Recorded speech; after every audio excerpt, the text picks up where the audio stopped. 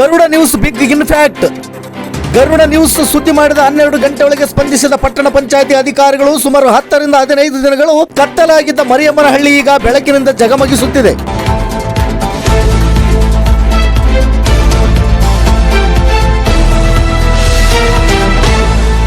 S ವೀಕ್ಷಕರ, ವಿಜಯನಗರ ಜಿಲ್ಲೆ ಹೊಸಪೇಟೆ ತಾಲೂಕು ಮರಿಯಮ್ಮನಹಳ್ಳಿ ಪಟ್ಟಣದಲ್ಲಿ ಸುಮಾರು 10 ರಿಂದ 15 ದಿನಗಳಿಂದ ಪಟ್ಟಣದ ಮುಖ್ಯ ರಸ್ತೆ ಬೀದಿ ದೀಪಗಳು ಕೆಲಸ ಮಾಡದೆ ಕತ್ತಲಿನಿಂದ ಕೂಡಿದ್ದು, ದಿನಾಂಕ 13/7/2025 ಬೆಳಿಗ್ಗೆ ನಮ್ಮ ಗರುಡ ನ್ಯೂಸ್ ಮಾಧ್ಯಮದಲ್ಲಿ ಮರಿಯಮ್ಮನಹಳ್ಳಿ ಕತ್ತಲು ಎಂಬ ಸುದ್ದಿಯನ್ನು ಬಿತ್ತರಿಸಿದ ಗರುಡ ನ್ಯೂಸ್ಗೆ ಎಚ್ಚೆತ್ತು ಸ್ಪಂದಿಸಿ ಪಟ್ಟಣ ಪಂಚಾಯತಿ ಅಧಿಕಾರಿಗಳು ಕೂಡಲೇ ರಿಪೇರಿ ಮಾಡಿಸಿ ಪಟ್ಟಣವನ್ನು ಬೆಳಕಿನಿಂದ ಕಂಗೊಳಿಸುವಂತೆ ಮಾಡಿದ್ದಾರೆ.